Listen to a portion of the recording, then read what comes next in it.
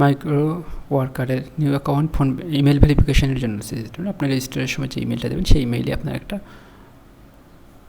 Link যাবে, ওই লিঙ্কটা জাস্ট ক্লিক করলে আপনার ভেরিফিকেশান কমপ্লিট হয়ে যাবে। এটা দিয়ে এখন ইমেল ভেরিফিকেশন হচ্ছে, সো ইমেল ভেরিফিকেশনে এখন ওয়েট করবেন যেখানে আসছে কিনা আসছে। সো এখানে ক্লিক করতেছেন, ক্লিক দ্য বাটন। তো ক্লিক করলে আপনার verification completed. So account log ইনে আসেন, যদি F7DBA ঢুকে গেছে তাই না? তো এটা হচ্ছে আমাদের ডাটা।